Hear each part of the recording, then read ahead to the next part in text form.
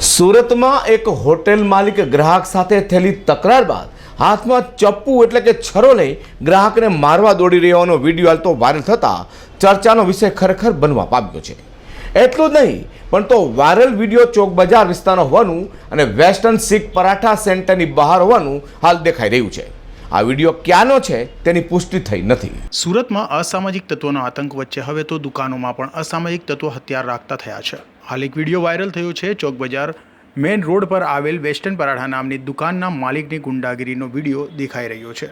વિડીયોમાં દેખાઈ રહ્યું છે બે ઈસમો સાથે થયેલી બોલાચાલી બાદ વેસ્ટર્ન પરાઠાના માલિક દ્વારા ટેબલ નીચેથી ઘાતક હથિયાર કાઢી મારવા દોડ્યો હતો, જે સમગ્ર ઘટનાનો વિડીયો કેદ થયો છે। જોકે આ વિડીયો ક્યારનો છે તેની અમારી ટીમ દ્વારા પુષ્ટિ કરાતી નથી। વિડીયો જોઈ લોકો કહી રહ્યા છે કે આ વિડીયોની તપાસ થવી જોઈએ અને હાથમાં છરો લઈ ગ્રાહકને ઓપરેટ કરતા આવા તત્વોની દુકાનો બંધ થવી જોઈએ, નહીંતર કોઈના પરિવારમાં માતમ છવાઈ જશે।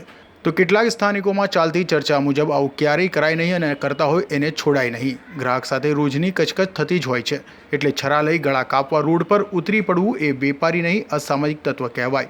આવા કેટલાક વેપારીઓને કારણે બીજા નાના મોટા વેપારીઓ બદનામ થાય છે અને ગ્રાહક આવતા બંધ થઈ જાય એટલે આર્થિક નુકસાનમાં ગરી જાય છે। હોટેલ માલિકની ગુંડાગીરી અને કાઉન્ટર નીચેથી તક્ષણ હથિયાર કાઢવા એટલે કે ચપ્પુ છરો લઈ ગ્રાહક પર તૂટી પડતો સ્પષ્ટ દેખાય છે। કાયદેસરની કાર્યવાહી કરી પોલીસ દાખલો બેસાડવો જોઈએ, તો પોલીસ આવા દુકાનદાર સામે પાસા હેઠળ પણ કાર્યવાહી કરવી જોઈએ તેવી માંગ ઉઠી છે।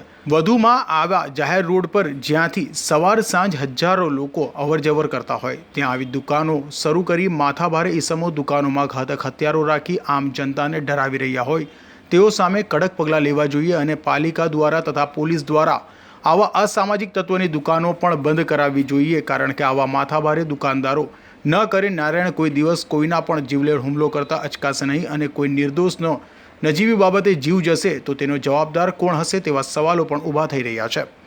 કાસવાળા સાથે અઝહર કુરેશી।